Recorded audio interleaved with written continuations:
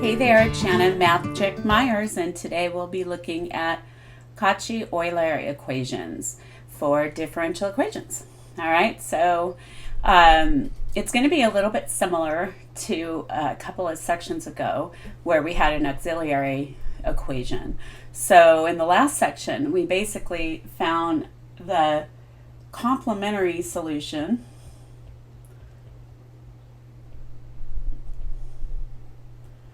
YC of the homogeneous equation, which was associated with a higher order non-homogeneous linear equation. So we basically replaced the constants we found, column CI, where I goes from 1 to n, from the homogeneous general solution with variable parameters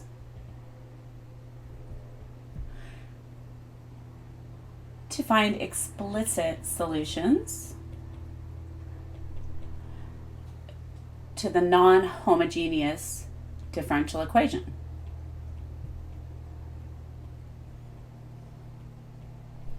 Normally, this doesn't carry over to linear equations with variable coefficients.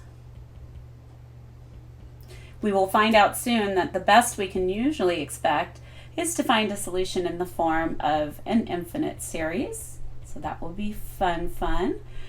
In this section, we will check out the Cauchy-Euler equation, both very eminent, famous mathematicians. And this equation is a linear equation with variable coefficients whose general solution can always be expressed in terms of powers of x, sines, cosines, and logarithmic functions.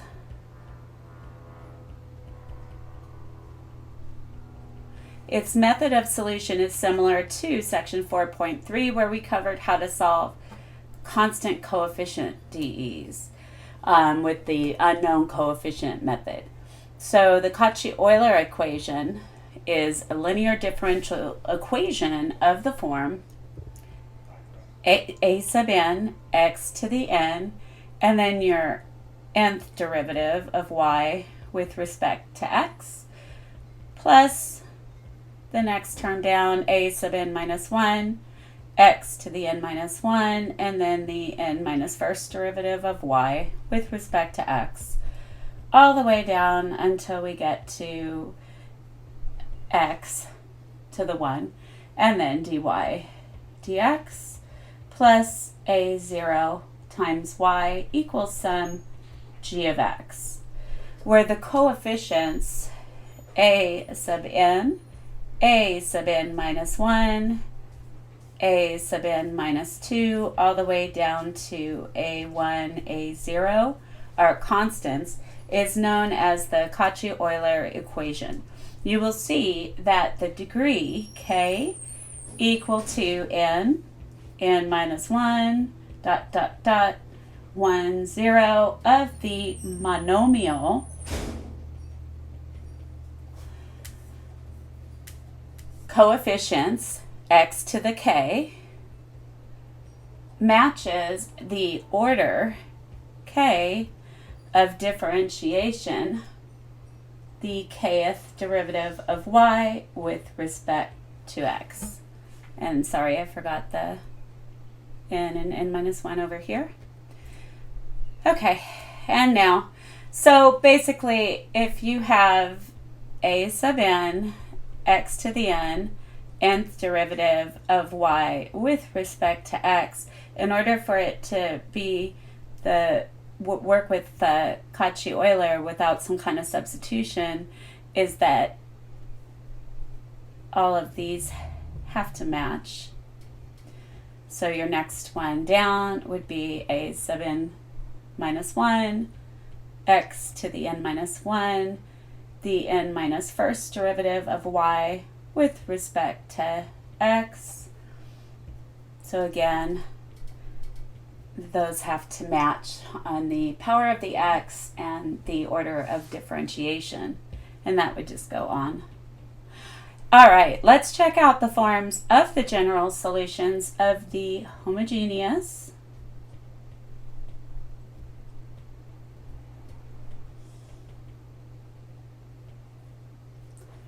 equation, where we have ax squared and then that second derivative of y with respect to x plus bx times dy dx plus cy is equal to 0. Now, the solution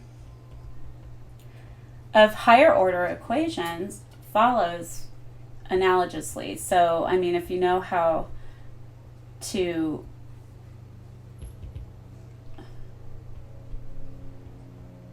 figure this out for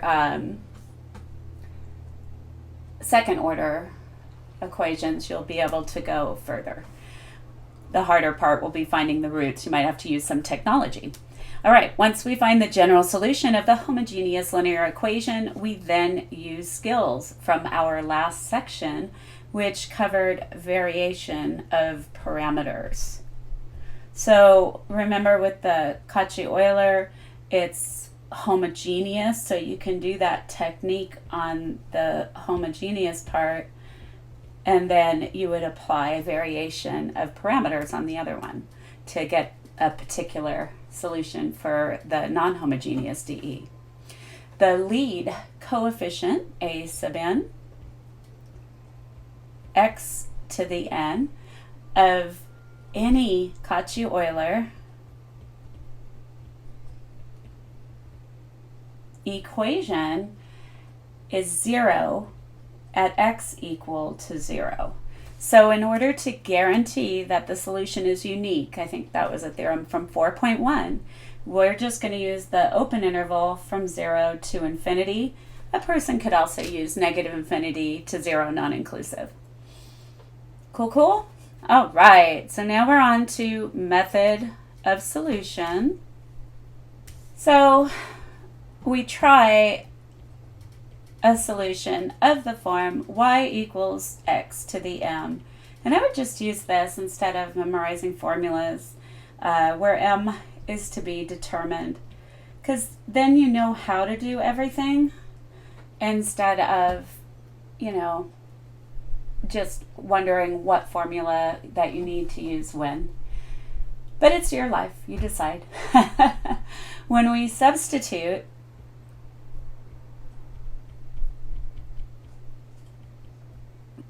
y equals x to the m, each term of a Cauchy-Euler equation becomes a polynomial in m.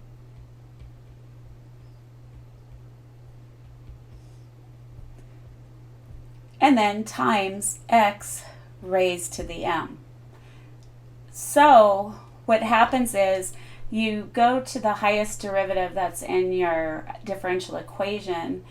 You start with your y equals x to the m, and you keep differentiating until you've gotten to that kth order, the highest order in your differential equation, which is the order of the equation. So if you have, for example, some second order Cauchy-Euler equation. So let's say that you had something like ax squared, and then that second derivative of y with respect to x, plus bx times dy dx plus cx, and that would equal to 0. Well, you do this y equals x to the m substitution, right? So in this case, it's a second order differential equation.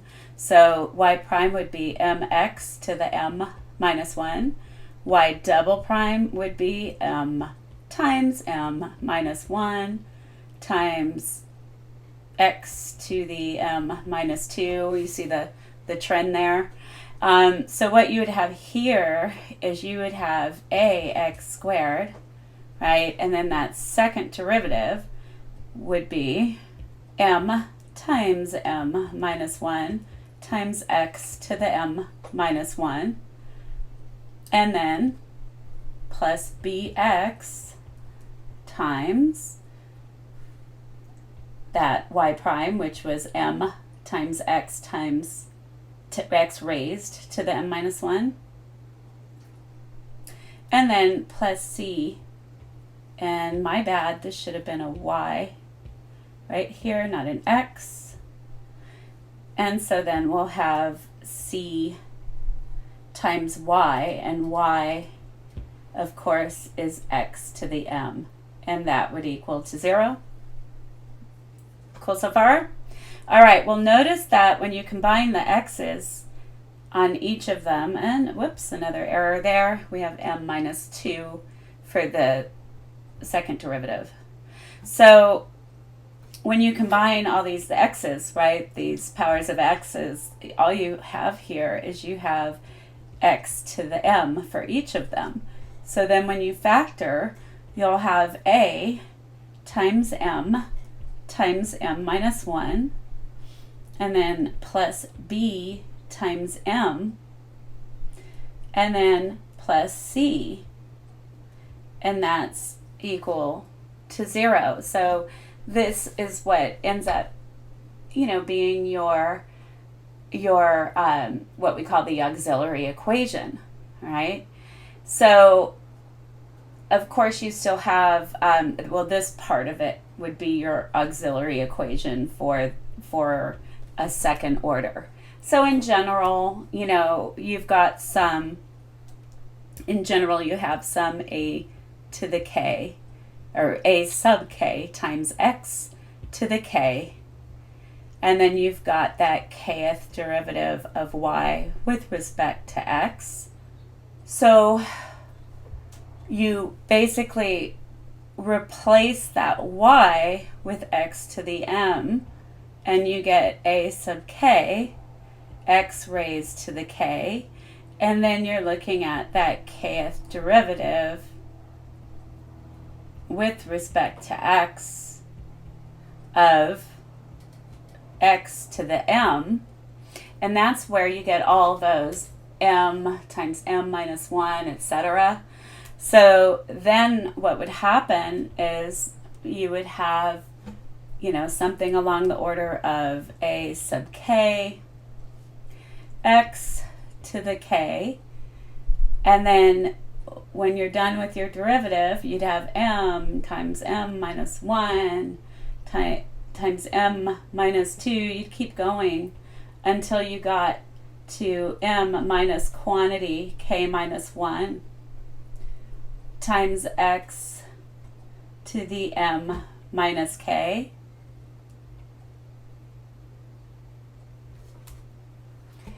And that ends up breaking down because you've got a x to the k here times x to the m minus k just gives you x to the m.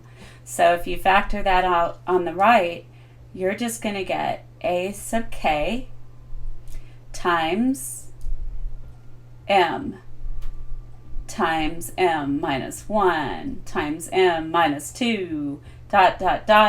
And you keep going. You can rewrite that last one as m minus k plus 1, and then you've factored out your x to the m on the right. Cool? Okay, so let's go ahead and take a look at Cauchy-Euler auxiliary equations, which we just showed pretty much. So here we go. Y equal to x to the m. Oh, there's my kitty. Is a solution of the differential equation whenever m is a solution of the auxiliary equation And that auxiliary equation can be in the form of A times m minus 1 plus B times m plus C equals 0, like we found up there. Or you can multiply that am through there, and you get am squared.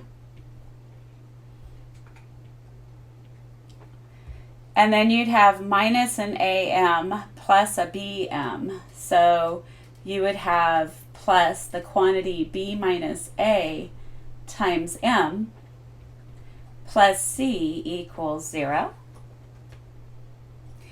And so just like, earlier in our differential life, we found out that there's 3 forms of the general solution of that equation, ax squared. This is all in terms of the second order differential. So you have that second derivative with respect to x plus bx dy dx plus c equal to 0, depending on whether the roots of the auxiliary equation are real and distinct,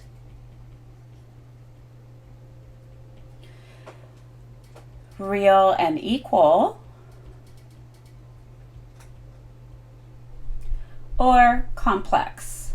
So remember, when you have a complex answer, you've got the conjugate solutions, complex conjugates.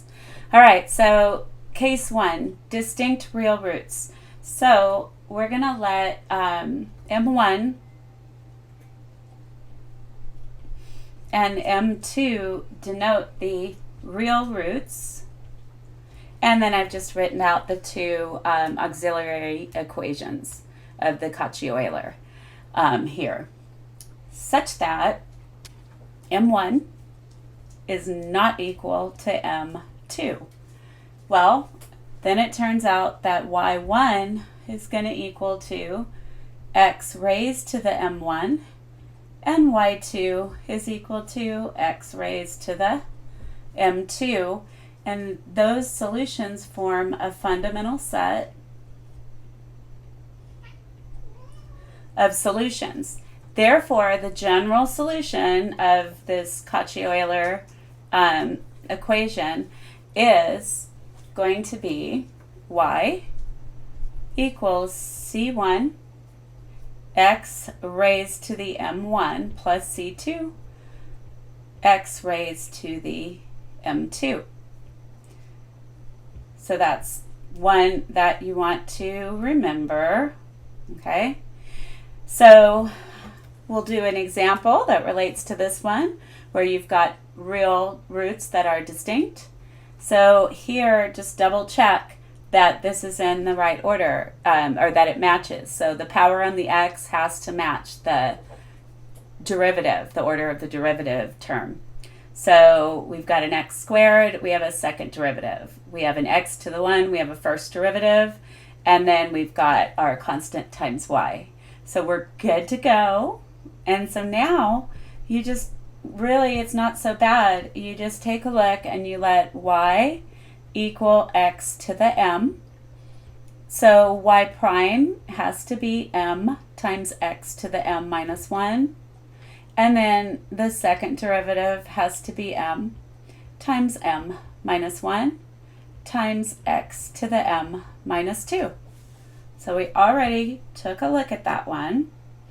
And then now, plugging that stuff in here, we'll have x squared times y double prime, which was m times m minus 1 times x to the m minus 2 plus 5x times y prime, which was m times x to the m minus 1 plus 3 times y, and y was just x to the m. And that's all equal to 0. So again, realize that each term is going to have a factor of x to the m. So if I factor out an x to the m, what I'll have from the first term is m times m minus 1. And from the second term, oops, and I'll have an x, oh no, I won't have an x squared anymore because it made it x squared times x to the m minus 2 is x to the m. All right, and then on this one we'll have plus 5m, that's the second term. And then we'll have plus 3, all of that's equal to 0. So then x to the m times, that's going to be m squared minus m. So we'll have m squared plus 4m plus 3 is 0. So our auxiliary equation is right here, right? And so factoring, we have, we're just going to factor this part, m plus 3 times quantity m plus 1 is 0. So m1 is negative 3, m2 is negative 1. So so easy it's hard, right? We're going to get our general equation is y equals c1 times x to the negative 3 plus c2 times x to the negative 1. And that's all you got to do. Isn't that awesome? Awesomely awesome. All right. So now let's, and just kind of note is that if you had factored the, if your factors were commuted, then your x to the negative 3 might be with your c2. That's fine. Okay. Now, you can have repeated real roots. So when m1 equals m2, we obtain one solution, y is x to the m1. From the quadratic equation, which looks a little different than normal, because we have a m squared plus b minus a is the coefficient to m, and then plus c equal to 0. The only way for the roots to be equal is for the discriminant to equal 0, right? And the discriminant in this case is going to be, because the second term is b minus a, that quantity. So b minus a, the quantity squared, minus 4 times a times c would have to be equal to 0. So m1 is going to be negative quantity b minus a over 2a rather. To find a second solution, we first write the Cauchy-Euler equation in the standard form. So standard form means that y double prime has to have a coefficient of 1. So we'd be dividing through by ax squared from each of these terms. So that's going to result in the second derivative of y with respect to x, plus when we divide bx by ax squared, we'll get b over ax times dy dx plus c over ax squared times y is equal to 0. Now, if we use the formula from 4.2, where you can get a second solution using that first solution, so that's all right here, y2 equals y1 at x times the integral of e to the negative integral p at x dx over y1 at x, the quantity squared with respect to x. And then we want to identify our p at x. Well, that's going to be the coefficient to our dy dx term. So that is b over ax. Cool so far? So now if I integrate, if I raise e to the integral of negative the integral of, and I'll write it as b over a times 1 over x dx, that's going to be e to the negative b over a times natural log at x. But if you use that log property, we would get e to the natural log at x to the negative b over a, which in turn simplifies because you're evaluating the natural exponential at the natural log. So you would just get x to the negative b over a. So let's see what we have. We have y2 equals y1 at x, which is x to the m1. And then times the integral. Well, we figured out that e to the negative p at x dx was x to the negative b over a over y1, which is x to the m1, that quantity squared with respect to x. So we get y2 equals x to the m1 times the integral of x to the negative b over a over x to the 2 times m1 with respect to x. Well, what is 2 times m1? I mean, we know m1 from right here, right, is negative b minus a over 2. So if I multiply that by 2, what will I get? So I have to multiply both sides by 2, and then that's going to give me, oh, and this is, sorry, over 2a. So that's going to give me what? The 2's divide out, and then I'll just have negative b minus a over a. So, coming back, we'll have y2 is equal to, well, we have x to the m1. We know that m1 is negative b minus a over 2a, right? And then times the integral of x to the negative b over a. Now if I move this other term up, the 2m1, and all that will change is this negative will go away, right? So I'll have x to the b minus a over a dx. But when you combine those, right, because they both have a in the denominator, what's going to happen is we'll just get x to the negative 1. So y2 will be x to the m1. I'll just keep it as m1 for now. Remember that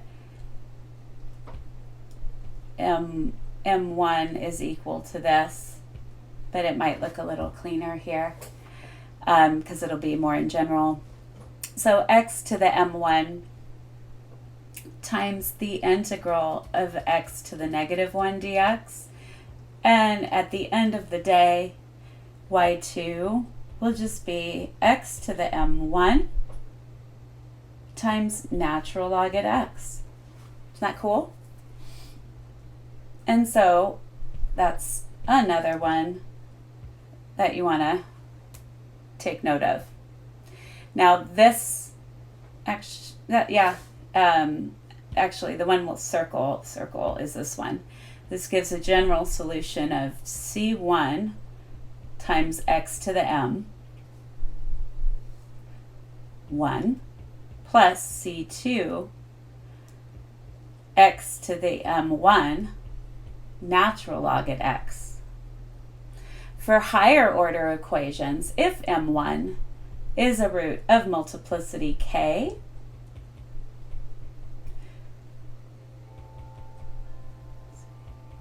then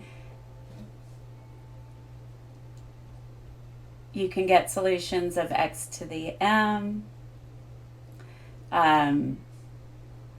x, we'll call it m1, x to the m1 natural log at x, x to the m1 natural log at x squared, and you'd keep going on until you got to x to the m1 natural log at x raised to the k minus 1, and those are k linearly independent solutions. Hence, the general solution of the DE must then contain a linear combination of these k solutions. Cool, cool? Ready for your next example? All right, let's solve this differential equation 4x squared y double prime plus y is 0. So I'm checking my primes, and I only have a double prime and I have an x squared. So I can use the Cauchy-Euler equation technique. So here we go.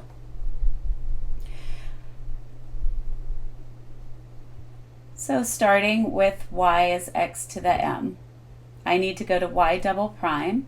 So y prime is mx to the m minus 1, and y double prime is m times m minus 1 times x to the m minus 2.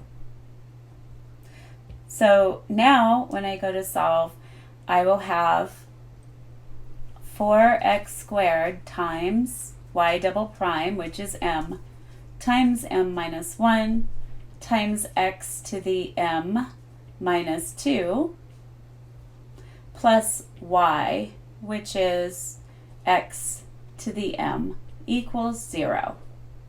So now notice that x squared times x to the m minus 2 is x to the m. So I can factor out x to the m, and I'll be left with 4 times m minus 1 from that first term, and then plus 1 from the second term. That's all equal to 0. And so now we want to work with just our auxiliary equation. So I'm going to kind of pull off here and just look at 4m squared minus 4m plus 1 is equal to 0. So you can either use the quadratic equation or recognize that it's a perfect square. So 2m minus 1, the quantity squared, is 0. So we'll get m is equal to 1/2 with a multiplicity of 2. And so our general solution will then be y is equal to c1 x to the 1/2 plus c2 x to the 1/2 times natural log at x. Groovy? These are so refreshingly short compared to some of the methods. I shouldn't say that out loud. All right, conjugate complex roots. If the roots are the conjugate pair,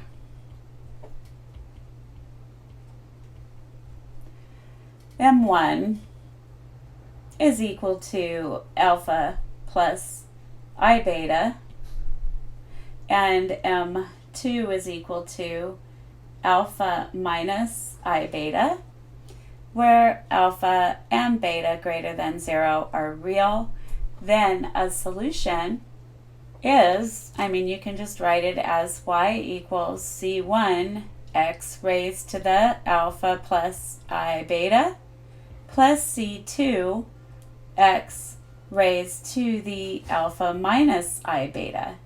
But a lot of times don't we like to be dealing with real numbers, right? So we did this a little ways back. I forgot how many videos with a I theta situation. So we're going to do the same thing. I won't go as much in detail, but you can write x to the I beta. So we did this actually e to the I theta is what we had done. So in a similar way, you can derive that x to the I beta is equal to e raised to the natural log at x to the I beta, that's just a trick, right? It's equivalent to x to the I beta. But now we can write it as e to the I beta times natural log at x and use Euler's formula. So similarly, x to the negative I beta is going to equal to e to the negative I beta natural log at x. So by Euler's formula, we'll get x to the I beta is equal to cosine at beta natural log at x plus I sine, scoot this over, at beta times natural log at x, and x to the negative IB, because of the negative angle identities, we'll have cosine at beta natural log at x minus sine at beta natural log at x. And then that's times I sine. There's I with that sign. All right. And then, where beta is any real number. And then when we add and subtract these two equations, so we're going to take x to the I beta plus x to the negative I beta.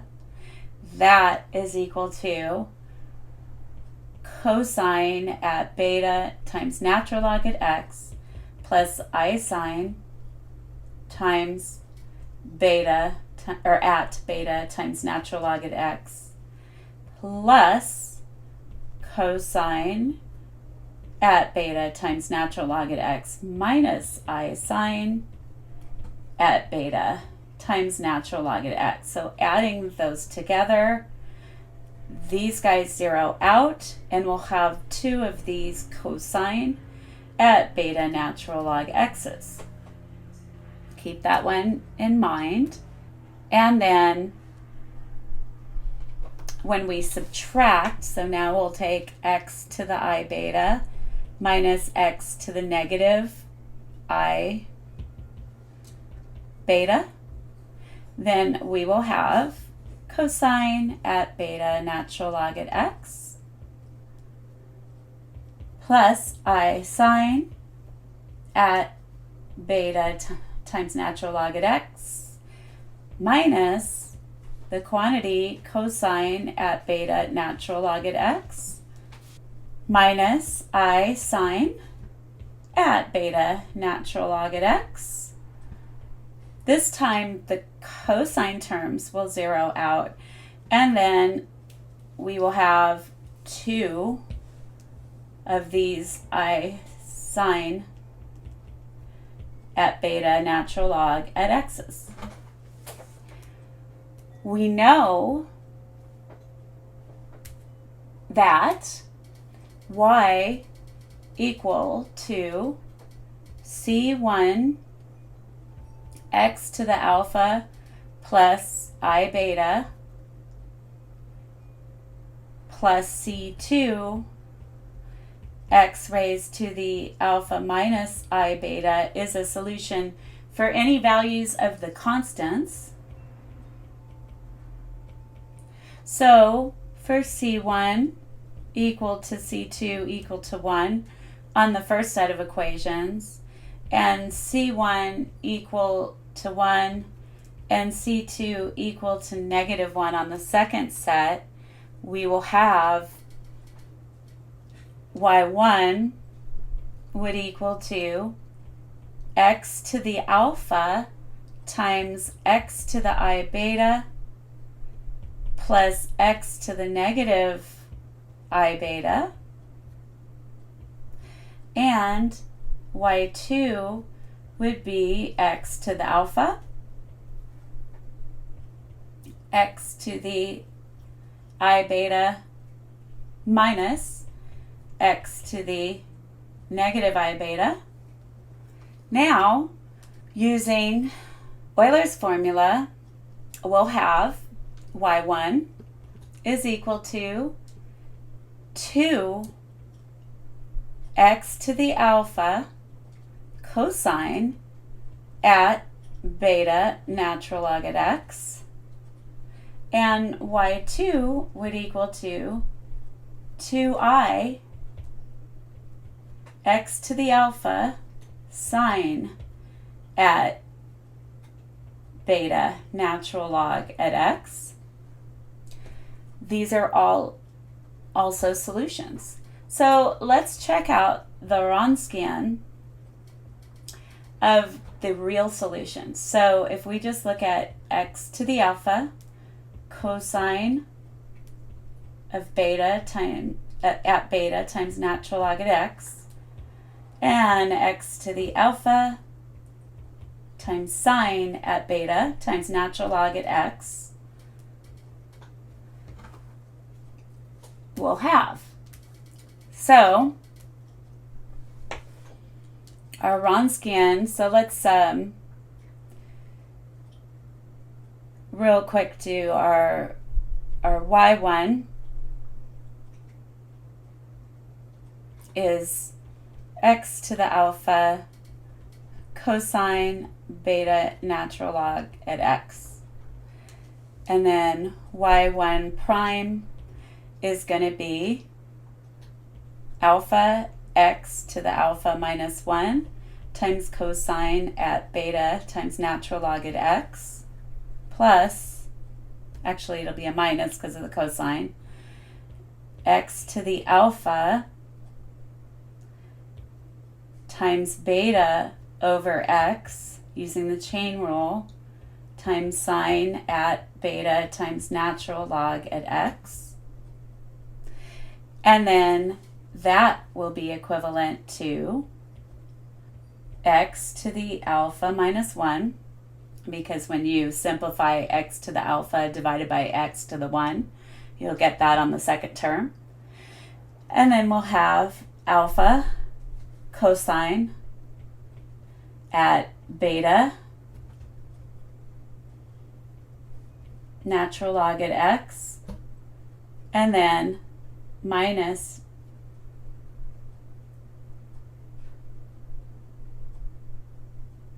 beta sine at beta natural log at x. All right, similarly, our y2 is going to be x to the alpha sine at beta natural log at x, and y2 prime will be alpha x to the alpha minus 1 times sine at beta natural log at x, plus x to the alpha times beta over x times sine at beta times beta times natural log at x, which will be x to the alpha minus 1 alpha times sine at beta natural log x, plus beta times cosine at beta natural log at x. So our Wronskian, okay, so now it'll be really cool. Watch what happens. X to the alpha times x to the alpha minus 1 is x to the 2 alphas minus 1. And then we're going to have cosine at beta times natural log at x times sine at beta natural log at x, plus beta times cosine squared at beta natural log at x, minus, again, we'll have x to the alpha 2 minus 1 And then I'm going to bring the alpha out front, and then we'll have cosine at beta times natural log at x times sine at beta times natural log at x plus beta times cosine squared at beta times natural log at x. And then minus, we'll again get an x to the 2 alpha minus 1. And then we will have, again, an alpha times sine at beta times natural log at x. And then times cosine at beta times natural log at x. And then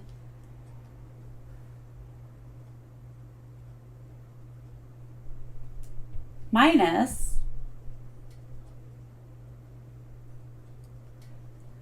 beta sine squared at beta natural log at x. So factoring out the x to the 2 alpha minus 1, we're going to end up, do you see, these terms here are going to zero out. Minus a minus is plus. So we're going to have beta cosine squared at beta times natural log at x plus beta sine squared at beta times natural log at x. But what is that? We'll have x to the 2 alpha minus 1, and then times beta. When you factor that out, you'll get cosine squared at beta natural log at x plus sine squared at beta natural log at x, and you just get 1. So w ends up being beta times x to the 2 alpha minus 1, which is not equal to 0. So therefore, y1 is going to be equal to some c1 x to the alpha cosine at beta natural log at x, and then y2 will be equal to c2 x to the alpha times sine at beta times natural log at x. These constitute a fundamental set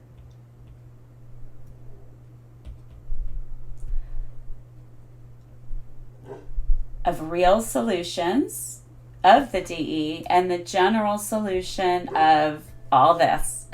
All right, I'm not going to say it out loud, but that's what you get when you work with that derivative of that kth term.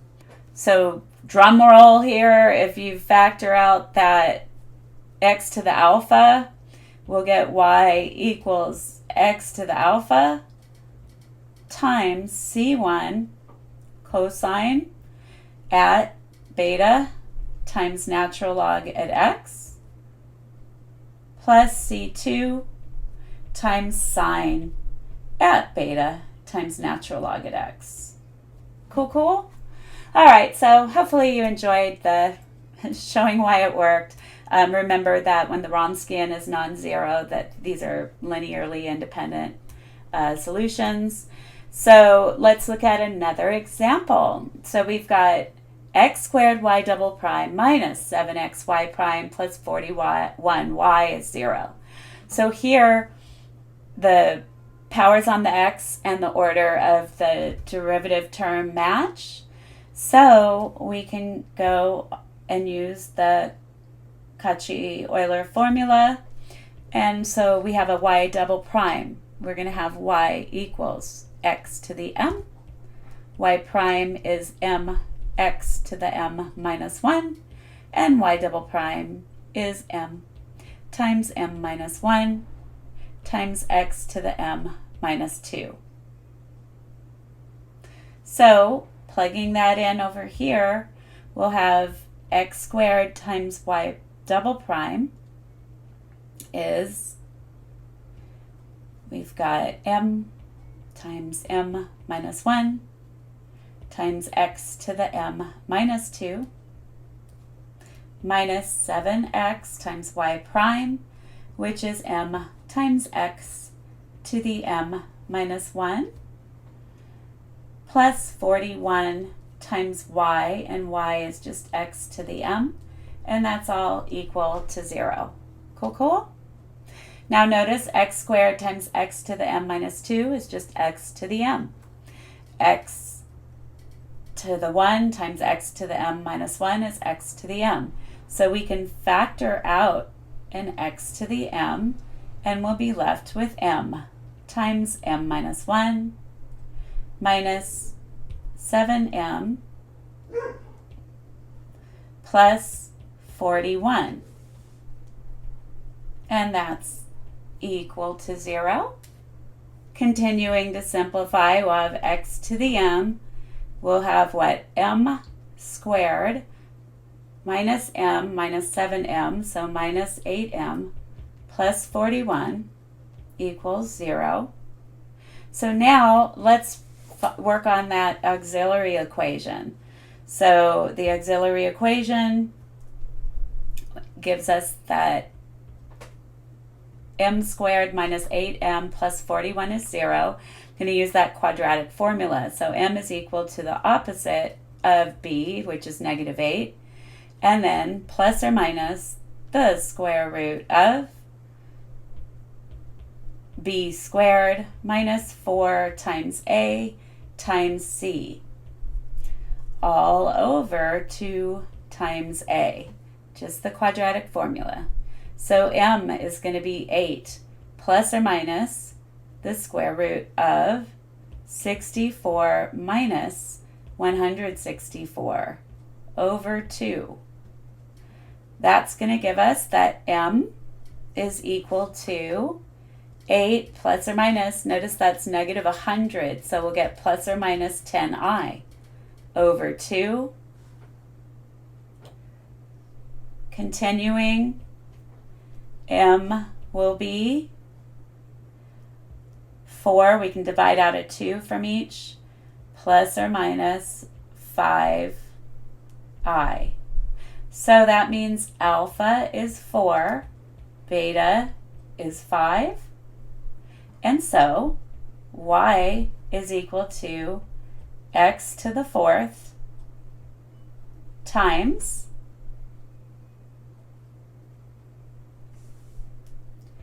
C1 cosine beta, which is 5, natural log at x, plus C2, and then sine of 5 times natural log at x. Okay, so let's try out a higher order, a third order DE using Cauchy-Euler. So let's do this thing. We've got 3 derivatives we have to do. Y is x to the m. Y prime is mx to the m minus 1. Y double prime m times m minus 1 times x to the m minus 2. And y triple prime m times m minus 1 times m minus 2 x to the m minus 2. And then plugging in over here, we'll get x cubed. Notice that the primes match the power on the x. So we'll have x cubed times m minus 1 times m minus 2. And this, is x to the m minus 3. And then plus x times y prime, which is m times x to the m minus 1. There wasn't a double prime. And then minus y. Y was just x to the m. That's all equal to 0. And again, notice that each of these terms will have x to the m once you multiply the other x term to it. So we can factor out x to the m. We will have m times m minus 1 times m minus 2 plus m minus 1. So here's a little trick here. Do you see that since there's a plus in front of the m, it's not going to change anything if I put that in parentheses? And so I have like binomial factors. So here I have my x to the m, sorry, this is all equal to 0, and then I can factor out the quantity m minus 1. I'll be left with m times m minus 2 plus 1. So I factored out the m minus 1 term. And then that's all equal to 0. We've got x to the m. This here will be m squared minus 2m. So we'll get m minus 1 times m squared minus 2m plus 1, which is m minus 1, the quantity squared, right? So at the end of the day, we'll get m minus 1, the quantity cubed, times x to the m is equal to 0. So our auxiliary equation is just this part. So we have m1 equals 1 with a multiplicity of 3. So that means that our y is going to be what? Beautiful. We're going to have alpha is equal to 1, right? So we'll have c1 times x plus c2 times x natural log at x plus c3 times x quantity natural log at x squared. And we're all done. I mean, if you wanted, you could factor out an x on that because they all have x's. And then you'd have c1 plus c2 natural log at x plus c3 natural log at x, the quantity squared.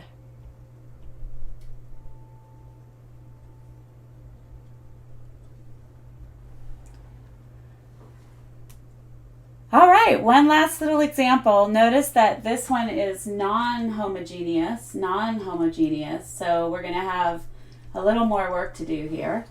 Okay, so here's a way that we can reduce the order of this one. And so it's going to be a combination of different methods. So we're going to transform the Cauchy-Euler equation to a dE with constant coefficients. So to do this one, we're going to let x equal to e to the t. And so that's only true if natural log at x is equal to t, right? So dy dx is going to equal to, we can rewrite that as dy dt times dt dx, right? And so what would dt with respect to x be? Beautiful. You'd be working with this one here, and you would get, we'd still have our dy dt, but we'll have 1 over x for dt dx. Cool? Now, we need to get that second derivative. And so, to get this one, we're going to just use the product rule on these two terms. So, you're going to have d dx of dy dt times 1 over x, and then plus dy dt, so now I'm going to differentiate 1 over x, which is x to the negative 1, and that'll be times negative 1 over x squared. Cool, cool? So now, if I play around with this a little bit, I can say that d squared y over dx squared, second derivative of y with respect to x, I could say that this is d dt of dy dx, right? And then we still have times 1 over x, and then this will be dy dt, I put the minus in front, times 1 over x squared. Now, what was dy dx? Beautiful, that was our first term, right? So d squared y over dx squared, we're going to have d dt of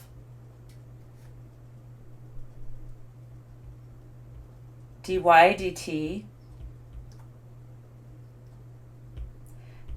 times 1 over x,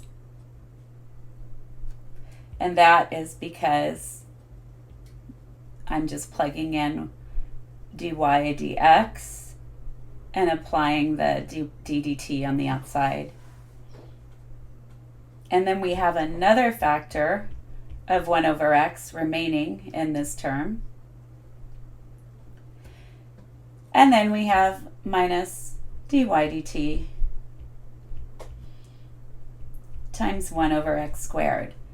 Now, notice that they both have a factor of 1 over x squared now. And so I'm going to factor that out.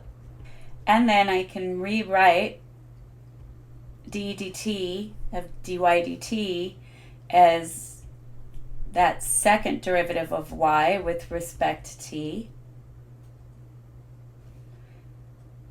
And then minus dy dt. So we've reduced the order of, we'll be able to reduce the order here. Okay, so now let's take a look at what happens up here. So we've done the prep work, okay? But we'll go ahead here and plug in what we found. So we have x squared times y double prime. So y double prime ended up being 1 over x squared times that second derivative of y with respect to t minus dy dt. And then we have minus 4x times y prime. Y prime was dy dt times 1 over x plus 6 times y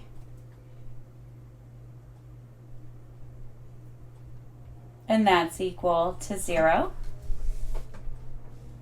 Okay, so these x squareds divide out, right? So we'll end up with that second derivative of y with respect to t. I'll have negative 1 dy dt, right? These x's divide out, minus 4 dy dt's. So that will be minus 5 of these dy dt's. And then we will have 6y equals 0. Cool so far?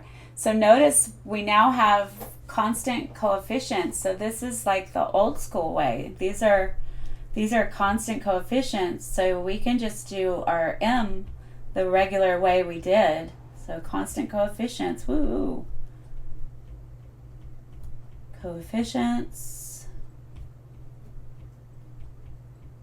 So we just take it as m squared minus 5m plus 6 is 0. This factors as m minus 2 times m minus 3 is 0. So we'll have m1 is 2, m2 is 3. So a complementary solution, remember we did a complementary here, solution to our non-homogeneous equation is C1e to the, because I'm dealing with e to the t's now, right, in terms of t. So e to the 2t plus C2 e to the 3t. All right, so we found the complementary solution, which is the solution to the homogeneous system here. But we, remember, want to find the particular solution, and we want to work with the non-homogeneous system. So we need to do the whole annihilator thing, right? So we have to think about, what annihilates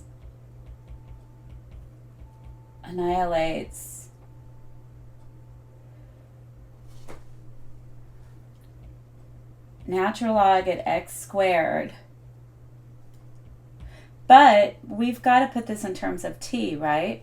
So natural log at x squared in general is 2 times natural log at x, but isn't natural log at x t? So we want to know what annihilates 2 times t. Well, d squared, because when you get to the second derivative of 2t, you get 0. So, working on annihilating, we will have d squared. It factors the same way. I'm just replacing the d's, the m's with the d's on this part. And d squared is what we picked to annihilate the right-hand side. So we also have this d minus 3. And that's equal to d squared of 2t.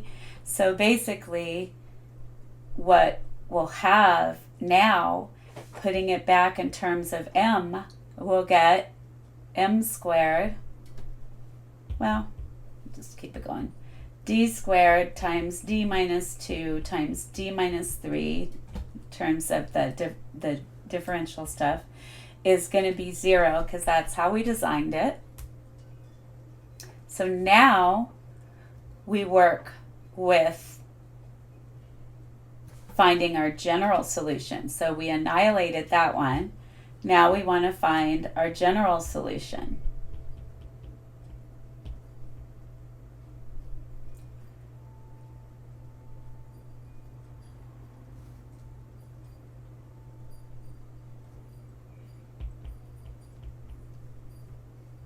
All right, well, we're going to have m squared times m minus 2 times m minus 3 is 0.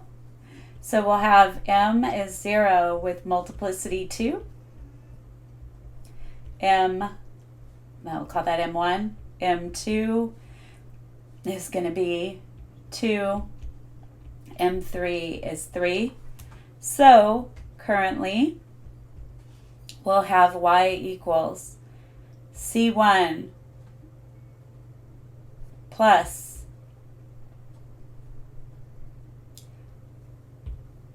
C2 times x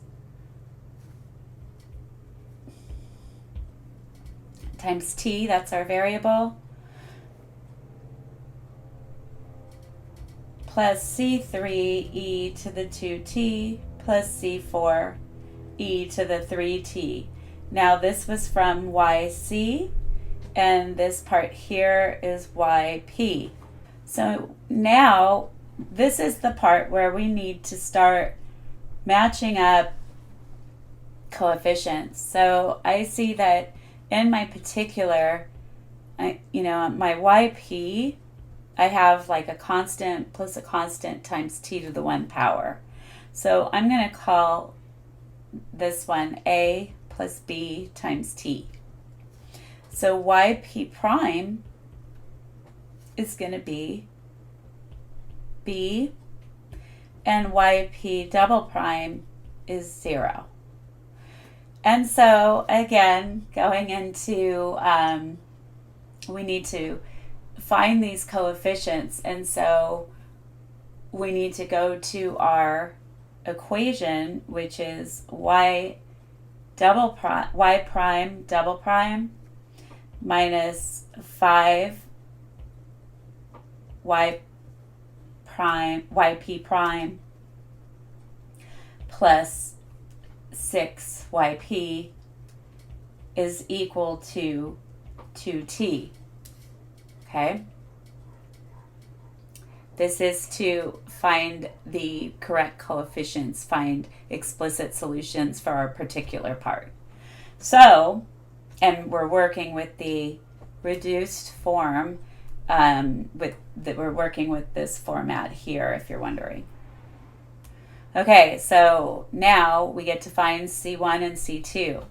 So here we go. Plugging in, well, y double prime is 0, minus 5 times yp prime is going to be b, plus 6 times yp, that's a plus bt, is equal to 2t. So this is going to be negative 5b plus 6a plus 6bt equals, I've got constants and t to the 1. So I'm going to have 2t plus 0 for the constants. And so we'll have 6b is the coefficient to the t. And then we have 6a minus 5b would be equated to the constant. So 6b has to equal to 2 since they're both coefficients to the t. So b is 1/3. And 6a minus 5b is equal to 0. So 6a is equal to 5b, but we found b already as being 1/3. So we get a, when we isolate, is 5/18 because of multiplying by 1/6. So now, what do we have? Our particular solution, a was the constant, right? 5/18 plus 1/3 t. Cool, cool? All right, so now putting it all together, dun, dun, dun, dun, we will have the general solution is yc plus yp. So y will be c1e to the 2t plus c2e to the 3t. That was from our complementary solution. And then yp, we have a 1/3 t, and we have a 5/18. But remember that our original equation was in terms of x, right? Remember that x was equal to e to the t.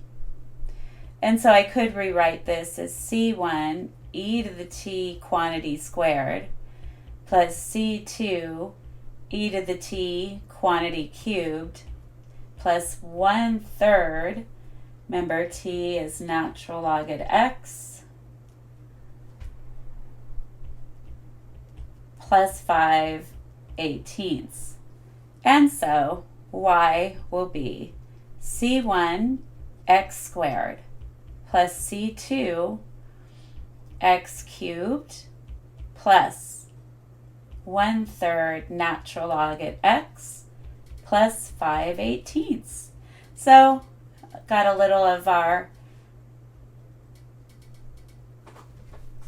lesson from earlier this week in there, and we're all set for today. So I hope you have a wonderful morning, afternoon, or evening whenever you're watching this show.